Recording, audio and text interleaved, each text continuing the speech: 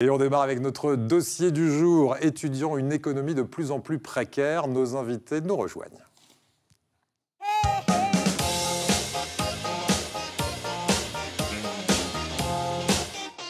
Et pour évoquer ce sujet, Amaury Baudou, qui connaît bien le campus de Nice, où nous étions à l'instant, puisque c'est le président de l'association étudiante Face 06. Bienvenue, bonjour. Amaury, merci d'être avec nous. Et puis, nous avons Elena Palmero aussi. Bonjour, Elena. Vous, vous représentez La Famille. C'est une association d'étudiants d'Aix-Marseille. Juste avant de vous écouter tous les deux, je vous propose de faire le point sur la rentrée étudiante 2020 en images et en quelques chiffres. Regardez. Ah, c'est l'angoisse. J'ai plus un sou. M'en parle pas. Je sais même pas comment je vais payer mon logement étudiant. Depuis le confinement, les 3/4 des étudiants français connaissent des difficultés économiques. Et plus de la moitié sont inquiets pour l'avenir. Coronavirus oblige, cet été, les jobs étudiants se sont fait rares. Et en cette rentrée, les petits boulots qui permettent à 46% des étudiants de financer leurs études sont particulièrement difficiles à décrocher. Sans parler des alternances ou des stages annulés qui chamboulent le cursus et les finances de bon nombre d'étudiants. À tel point qu'on a vu émerger depuis le début de la crise sanitaire une véritable précarité alimentaire au sein de la population étudiante. Pour faire face, le gouvernement a pris des mesures. Prolongement de certaines bourses, aides exceptionnelles, gel des frais universitaires.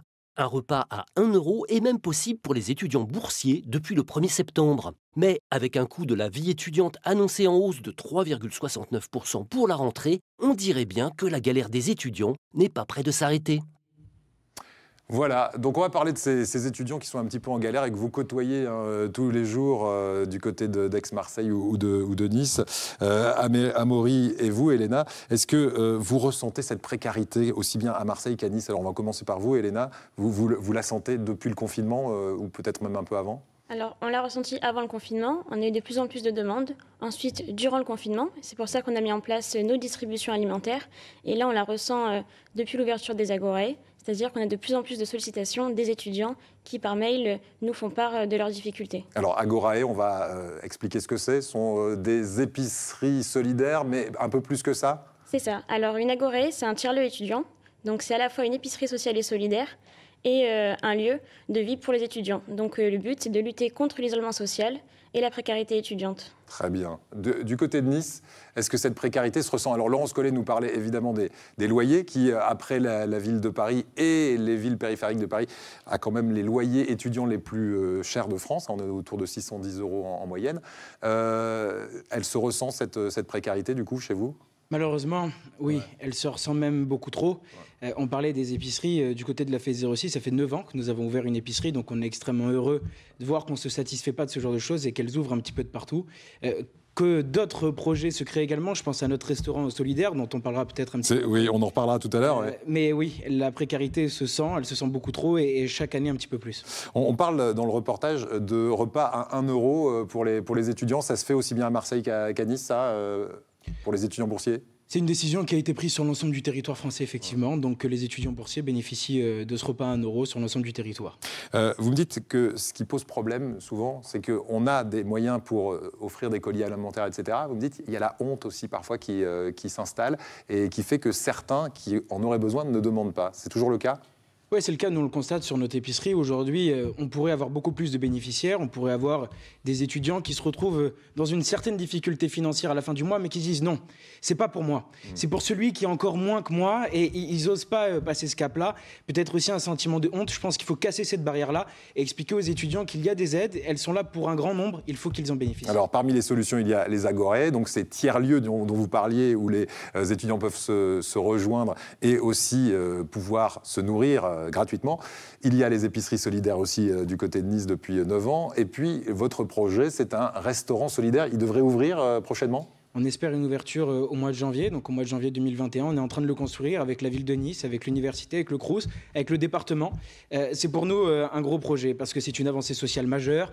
On a une volonté de ne pas se satisfaire vraiment de cette épicerie qui existe. On a envie de faire mieux, encore mieux.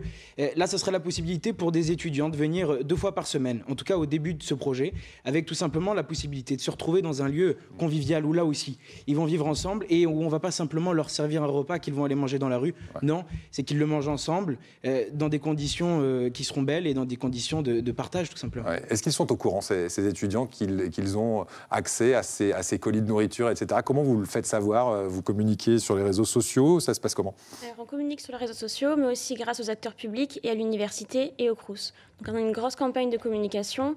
On a aussi accès aux boîtes mail par la vice-présidente étudiante de l'université. Donc, ils ont tous reçu un petit mail en disant « Vous avez droit à l'Agorae ».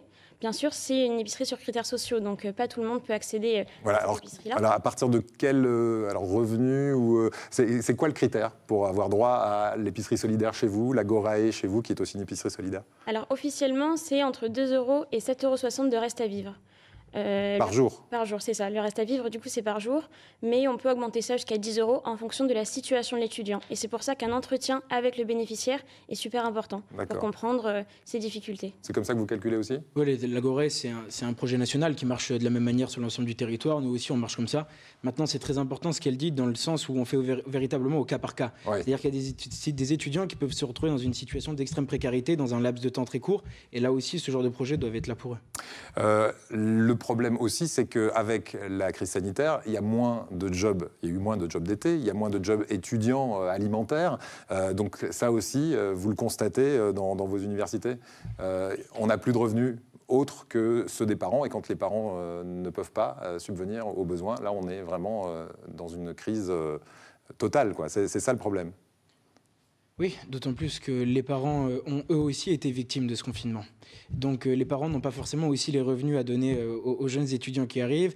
Le coût de la rentrée, il augmente cette année, d'autant plus également avec les frais liés aux matériaux que nous devons acheter, les masques, le gel hydroalcoolique. Donc ce coût de la rentrée, il augmente. Les étudiants n'ont pas, pour certains, pu travailler. Les parents n'ont peut-être pas moins d'argent à leur donner.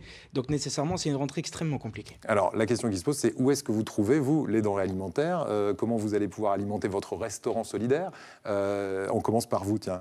Ça vous demande beaucoup de travail d'aller chercher ces aliments un peu partout? Ah oui, c'est un gros processus. En fait, on a plusieurs fournisseurs. Donc ça peut être des dons de différents supermarchés. Donc il y a à la fois les ramasses, mais aussi les collectes. Donc là, on est en fin de magasin et on demande aux personnes de nous faire des dons. Mais après, il y a des fournisseurs solidaires qui fournissent des palettes à moindre coût. Il y a aussi la banque alimentaire. Il y a aussi les chantiers solidaires de l'Andes qui peuvent fournir des fruits et légumes frais. Mais vous avez votre réseau aujourd'hui oui. et on peut continuer à fournir ces paniers solidaires. On peut aller au-delà de ce que vous faites déjà aujourd'hui? Oui, bien sûr. Je pense qu'on est prêt pour un deuxième confinement si ça devait se passer. Tiens, on va reparler de ça. Vous aussi, vous êtes prêts? Vous avez des gens qui vous soutiennent pour le restaurant solidaire? Qui est derrière, par exemple? En ce qui concerne le restaurant solidaire, c'est les acteurs publics dont je vous ai parlé tout à l'heure. Et en ce qui concerne la distribution, ce sera la cuisine centrale de la ville de Nice qui va tout simplement donner gratuitement l'ensemble des repas qu'ils vont donner aux cantines ou aux hôpitaux, ce genre de choses-là. On parle de restaurants. Là, on entend que les restaurants se ferment à Marseille notamment, dans d'autres villes aussi. On sait que l'université et l'école en général, c'est 2/3 des clusters en France. Est-ce que vous avez la sensation que les universités pourraient fermer de chaque côté, là, à Marseille et à Nice? Moi, juste une chose, j'aimerais qu'on stigmatise pas forcément les étudiants, parce que c'est vrai qu'on a entendu ces derniers temps que les clusters se développaient dans la sphère étudiante. En ce qui concerne l'université, ils respectent vraiment les gestes barrières. C'est vrai que peut-être qu'en dehors, quand ils se retrouvent à 2-3 dans un bar, là, ça devient dangereux. Mais les étudiants, et d'autant plus les associations étudiantes, ont été très matures là-dessus. Elles ont fait en sorte que le moins d'événements soient organisés là-dessus. Donc j'aimerais vraiment un petit peu les défendre aujourd'hui parce que c'est important. Bon, mais en ce qui concerne la fermeture des universités, je crois que dans le sens que nous connaissons aujourd'hui, si la situation actuelle se dégrade, c'est un véritable risque. Ouais. Du côté d'Aix-Marseille? On commence à avoir des cours alternés à distanciel. Donc moi, je ne sais pas vraiment où est-ce qu'on va, mais c'est un risque de fermer les universités. Bien, donc vous continuerez dans ce cas-là à pouvoir assumer ces étudiants qui vont se retrouver peut-être à nouveau confinés avec les paniers dont vous parliez, ces agorae dont on parlait à l'instant. Merci beaucoup à tous les deux.